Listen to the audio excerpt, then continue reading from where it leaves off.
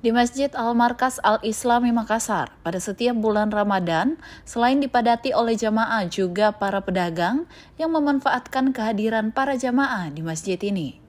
Beragam jenis barang dijual para pedagang yang menempati pelataran dan halaman masjid. Salah seorang pedagang yang berjualan di pelataran masjid, Fitri, mengaku telah berjualan di Masjid Al-Markas Al-Islami ini sejak 2005. Ia pun merasakan perubahan kebijakan serta dinamika pasar dari waktu ke waktu. Pedagang pakaian muslim, peci, serta pernak-pernik lainnya, ini pun menceritakan pengalaman berjualannya di Masjid Al-Markas Al-Islami.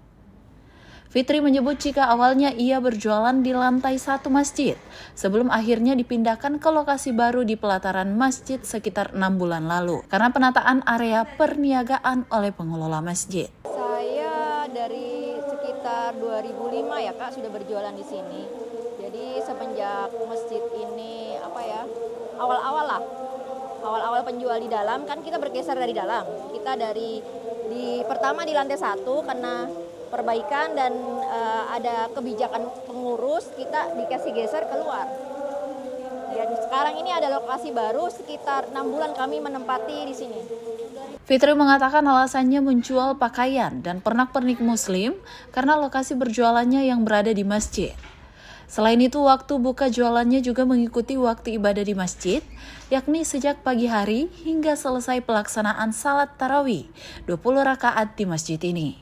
Kalau kami kebanyakan itu dari jam 10 sampai beda ya, karena kalau jam operasional di hari biasa dengan Ramadan itu berbeda ya Kak ya, karena kalau Ramadan kita sekitar jam 9 sampai pada sholat tarawih yang ke-20 ya.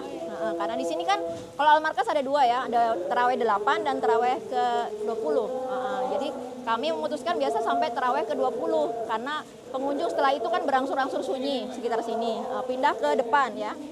Fitri menambahkan, berjualan selama bulan Ramadan menjadikannya mengalami peningkatan omset penjualan, di mana dirinya mencatat kenaikan pendapatan 50 hingga 80% dibandingkan hari biasa. Selain berjualan secara langsung, Fitri juga memanfaatkan platform online untuk menjangkau lebih banyak pelanggan, dan omset yang didapatkannya tergantung dari bagaimana dirinya memasarkan produk. Sedangkan terkait biaya sewa tempat, Fitri menjelaskan jika pemasangan tenan di pelataran masjid tidak dikenakan tarif sewa komersial, melainkan berupa infak bulanan. Fitri mengakui, dengan fleksibilitas ini, para pedagang tetap dapat berjualan dengan biaya yang terjangkau sambil memanfaatkan momen Ramadan untuk meningkatkan pemasukan. Andrea Reren Karina, Onhas TV.